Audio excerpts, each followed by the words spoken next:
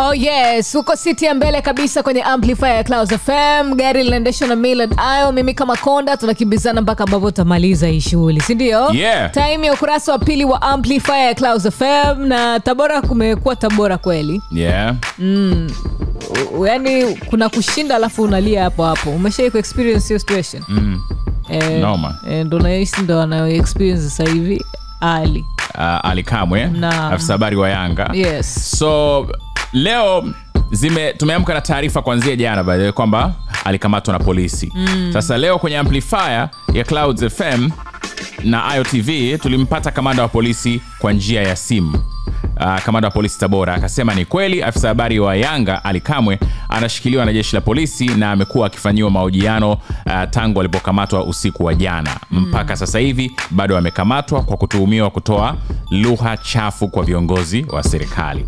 Hii ni habari ambayo niliiweka kwenye ukurasa wa Instagram wa Millard Ayo leo asubuhi. Naam. Sasa baada ya hapo tunaye wakili Henry Mwinuka atusaidie kwa ufafanuzi wa kisheria kuhusu hili sakata. Kwenye amplifier tunaye mwanasheria Henry Mwinuka. Naam.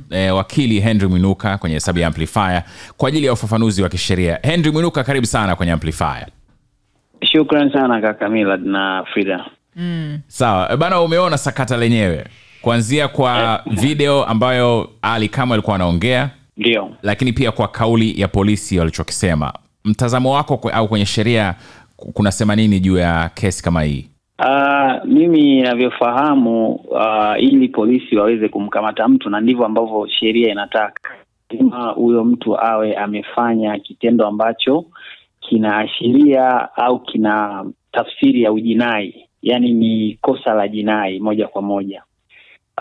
Ndio mamlaka ya polisi yanapokuja, kwa maana ya kwamba wao of course wana wajibu wa kulinda watu na mali zao, lakini pia na kuhakikisha kuna amani, kwenye maeneo ambayo wanayasimamia sehemu husika.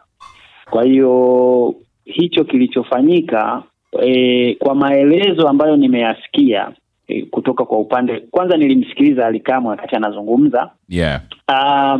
Naweza kusema kwamba of course kuna lugha zile ambazo tunaweza tukasema zile lugha za kiungwana kati ya viongozi na kiongozi, yani ambazo mtu unaweza ukazitarajia. Kwa hiyo lugha inawezekana aliyozungumza haikuwa ya kiungwana, kwa maana kwa mantiki labda yule ni kiongozi na kutamka vile labda katika muktadha huo wa kiungwana haikuwa sawa.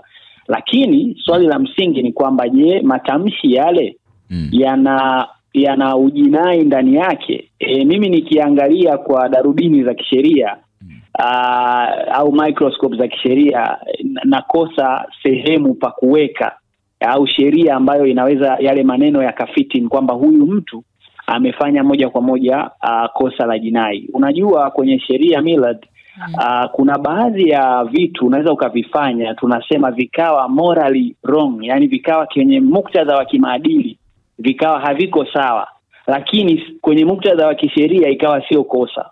Yani ni sawa sawa na mtu ambaye kavaa nguo fupi sana.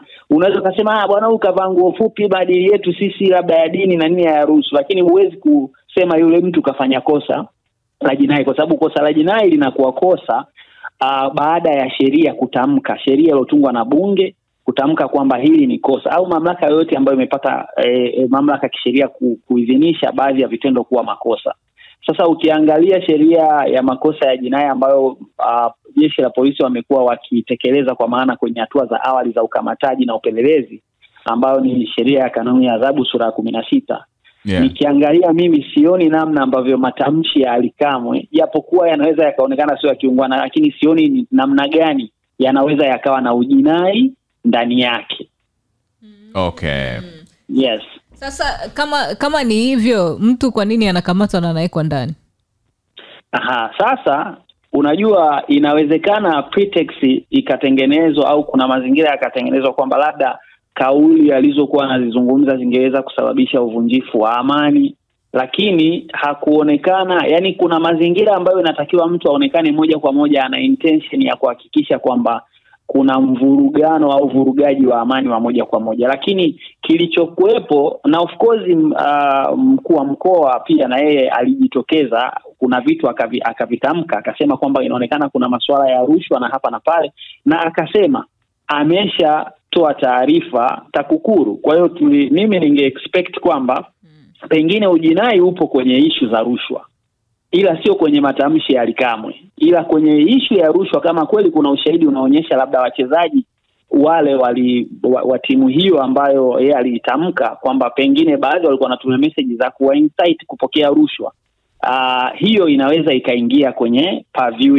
ya corruption kwa maana ya rushwa, na hiyo ni kosa la jinai. Lakini matamshi kama matamshi, tumeshazoea hasa kwenye soka, hawa wasemaji wamekuwa wakizungumza maneno ya hapa na pale katika kunogesha michezo na vitu kama hivyo. Of course kuna muda wanaweza wakawa wanapitiliza kwenye engo ya kiungwana kama nilivyosema, lakini pia mlalamikaji ni nani sasa? Kwa sababu unapoenda kufungua kesi ni lazima kuwe kuna mlalamikaji. Sasa mlalamikaji kwenye kesi hiyo ni nani, na pia anayetekeleza ni nani? Kwa sababu kama mamlaka hiyo ambayo inapaswa kusimamia sheria pengine itaonekana yeye mwenyewe ndio mlalamikaji, manake inaweza ikaleta biasness kwenye swala zima la upelelezi nani. Kwa hiyo kama ni mlalamikaji pia ni mlalamikaji yeye kama yeye binafsi, au ni mlalamikaji kwenye nafasi yake ya cheo chake, unaona? Kwa hiyo kuna utata mwingi, na kama taarifa zinazosema kwamba maelekezo yalitoka kwake, yani yeye hawezi kuwa mlalamikaji, ameenda jeshi la polisi kulalamika, alafu yeye tena akatoa maelekezo kwa hiyo jeshi la polisi. Kwa hiyo hapo kidogo kuna kama mkinzano fulani. Okay. Hatari. No man. Special thanks kwa Henry Mwinuka, ametiririka fresh sana. Hiyo ni hesabu ya Amplifier kwenye ukurasa namba 2. Pembeni yake Frida Amani, niko mimi Millard Ayo, na hapa ni Mjengoni Clouds FM 88.0 Tabora.